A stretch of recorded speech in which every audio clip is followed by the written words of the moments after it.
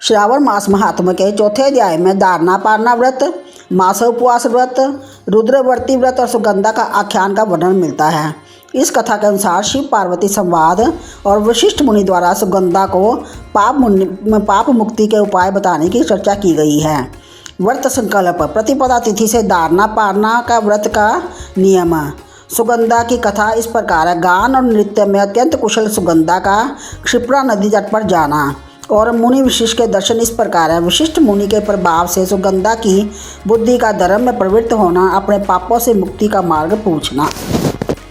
ईश्वर बोले, हे सनत कुमार, अब मैं धारण पारण व्रत का वर्णन करूँगा। प्रतिपदा के दिन से आरंभ करके सर्वप्रथम पुण्याहवाचन कराना चाहिए। इसके बाद मेरी प्रसन्नता के लिए धारण पारण व्रत का संकल्प करना चाहिए।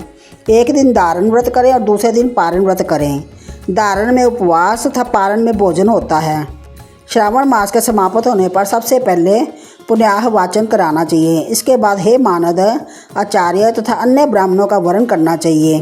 तत्पश्चात पार्वती तथा शिव की स्वर्ण निर्मित प्रतिमा को जल से भरे हुए कुंभ पर स्थापित कर रात में भक्तिपूर्वक पूजन करना चाहिए तथा पुराण श्रवण आदि के साथ रात भर जागरण कराना चाहिए। प्रातःकाल अग्नि स्थापन करके विधि पूर्वक होम करना चाहिए। त्र्यंबक, इस मंत्र से तिल मिश्रित भात की आहुति डालनी चाहिए। उसी प्रकार शिव गायत्री मंत्र से घृत मिश्रित भात की आहुति डालें और पुनः षडाक्षर मंत्र से खीर की आहुति प्रदान करें। तदनंतर पूर्णाहुति देकर होम शेष का समापन करना चाहिए। इसके बाद में ब्राह्मणों को भोजन कराना चाहिए तथा साथ ही आचार्य की पूजा करनी चाहिए। हे महाभाग, इस प्रकार से उद्यापन संपन्न करके मनुष्य ब्रह्म हत्या आदि पातकों से मुक्त हो जाता है। इसमें कोई संदेह नहीं है। अतः इस महाव्रत को अवश्य करना चाहिए। हे मुने, अब श्रावण मास में मास उपवास की विधि को आदर सुनिए। प्रतिपदा के दिन प्रातःकाल इस व्रत का संकल्प करें। स्त्री हो या पुरुष, मन तथा इंद्रियों को नियंत्रित करके इस व्रत को करें। अमावस्या तिथि को लोक का कल्याण करने वाले वृषध्वज शंकर की अर्चना पूजा षोडशोपचारों से करें। तदनंतर अपनी सामर्थ्य के अनुसार वस्त्र तथा अलंकार आदि से ब्राह्मणों का पूजन करें, उन्हें भोजन कराएं तथा प्रणाम करके विदा करें। इस प्रकार से किया गया मास उपवास व्रत मेरी प्रसन्नता करने वाला होता है। हे सनत कुमार, मनुष्यों को सभी सिद्धियां प्रदान करने वाले लक्ष्य संख्या परिमित रुद्रवर्ती व्रत के विधान को सावधान होकर सुनिए। अत्यंत आदरपूर्वक कपास के 11 तंतुओं से बत्तियां बनानी चाहिए। वे रुद्रवर्ती नामावली बत्तियां मुझे प्रसन्न करने वाली है। मैं श्रावण मास में भक्तिपूर्वक दीवान के देव गौरीपति महादेव का इन 1 लक्ष संख्या वाली बत्तियों से निराजन करूँगा। इस प्रकार श्रावण मास के प्रथम दिन विधि पूर्वक संकल्प करके महीने भर प्रतिदिन शिवजी का पूजन कर 1000 बत्तियों से निराजन करें और अंतिम दिन 71,000 बत्तियों से निराजन करें अथवा प्रतिदिन 3000 बत्तियां आदरपूर्वक अर्पण करें और अंतिम दिन 13,000 बत्तियां समर्पित करें अथवा एक ही दिन सभी 1 लाख बत्तियों को मेरे समक्ष जलाएं। प्रचुर मात्रा में घृत में भिगोई जो स्निग्ध बत्तियां होती हैं वह मुझे प्रिय है। तत्पश्चात मुझ विश्वेश्वर का पूजन करके कथा श्रवण करें। सनत कुमार बोले, हे देव, हे जगन्नाथ, हे जगत आनंद कारक, कृपा करके आप मुझे इस व्रत का परिवहन बताएं। हे प्रभु, इस व्रत को सर्वप्रथम किसने किया तथा इसको उद्यापन में क्या विधि होती है? ईश्वर बोले, हे ब्रह्मपुत्र, व्रतों में उत्तम इस रुद्रवर्ती व्रत के विषय में सावधान होकर सुनिए। यह व्रत महापुण्यप्रद, सभी उपद्रवों का नाश करने वाला, प्रीति तथा सौभाग्य देने वाला, पुत्र पौत्र समृद्धि प्रदान करने वाला, व्रत करने वाले के प्रति शंकर जी की प्रीति उत्पन्न करने वाला तथा परम पद शिव लोक को देने वाला है। तीनों लोकों में इस रुद्रवर्ती के समान कोई उत्तम व्रत नहीं है। इस संबंध में लोग यह प्राचीन दृष्टांत देते हैं। क्षिप्रा नदी के रम्य तट पर उज्जैनी नामक सुंदर नगरी थी। उस नगरी में सुगंधा नामक एक परम सुंदरी वीरांगना थी। उसने अपने साथ संसर्ग के लिए अत्यंत दुस्सह शुल्क निश्चित किया था। 100 स्वर्ण मुद्रा देकर संसर्ग करने की शर्त रखी थी। उस सुगंधा ने युवकों तथा ब्राह्मणों को भ्रष्ट कर दिया था। उसने राजाओं तथा राजकुमारों को नग्न करके उनके आभूषण आदि लेकर उनका बहुत सत्कार किया था। इस प्रकार सुगंधा ने बहुत लोगों को लूटा था। उसके शरीर की सुगंध से कोस भर का स्थान सुगंधित रहता था। वह पृथ्वी तल पर रूप, लावण्य और कांति की मानव निवास स्थली थी। वह 6 रागों और 36 रागनियों के गायन में तथा उनके अन्य बहुत से वेदों की भी गान क्रिया में अत्यंत कुशल थी। वह नृत्य में रंभा आदि देवांगनाओं को भी तिरस्कृत कर देती थी और अपने एक एक पग पर अपनी गति से हाथियों तथा हंसों का उपहास करती थी।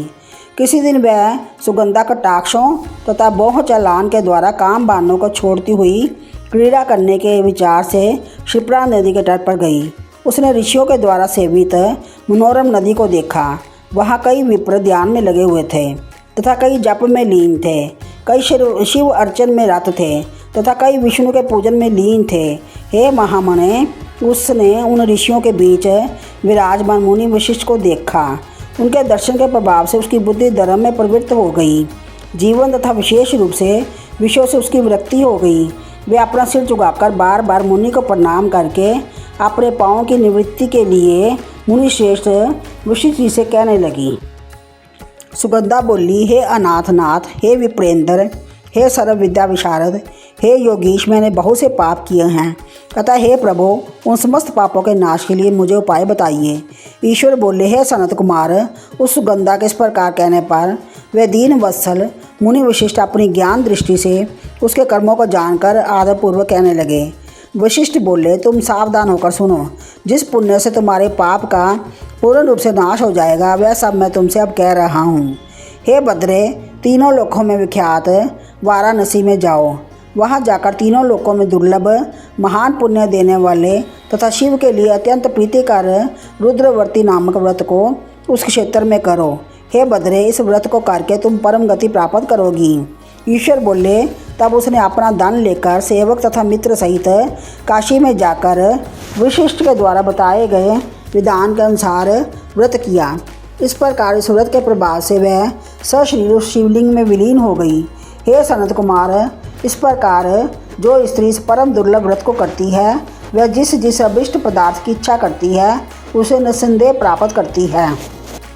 हे सुव्रत, अब आप माणक्य व्रतियों का महात्म सुनिए। हे विप्रेंद्र, उन माणक्य व्रतियों के व्रत से स्त्री मेरे अर्ध आसन के अधिकारिणी हो जाती है और महाप्रलय पर्यंत वह मेरे लिए प्रिय रहती है। अब मैं उस व्रत की संपूर्णता के लिए अध्यापन का विधान बताऊंगा। चांदी की बनी हुई नंदीश्वर की मूर्ति पर आसीन स्वर्णमय भगवान शिव की पार्वती सहित प्रतिमा को कलश पर स्थापित करना चाहिए और विधि के साथ पूजन करके रात्रि में जागरण करना चाहिए। इसके बाद प्रातःकाल नदी में निर्मल जल में विधि पूर्वक स्नान करके 11 ब्राह्मणों सहित आचार्य का वर्णन करना चाहिए। तत्पश्चात रुद्र सूक्त से अथवा गायत्री से अथवा मूल मंत्र से घृत, खीर तथा बिलपत्र का होम करना चाहिए। इसके बाद पूर्णाहुति होम करके आचार्य आदि की विधिवत पूजा करनी चाहिए तथा सपत्नीक 11 उत्तम विप्रों को भोजन कराना चाहिए। हे सनत कुमार, जो स्त्री इस प्रकार से व्रत करती है वह समस्त पापों से मुक्त हो जाती है। तत्पश्चात विधान पूर्वक कथा सुनकर स्थापित की गई समस्त सामग्री ब्राह्मण को दे देनी चाहिए। इससे निश्चित रूप से 1000 अश्वमेघ यज्ञों का फल प्राप्त होता है। इसी प्रकार श्री स्कंद पुराण के अंतर्गत ईश्वर संवाद से श्रावण मास महात्म का 4था अध्याय संपूर्ण हुआ।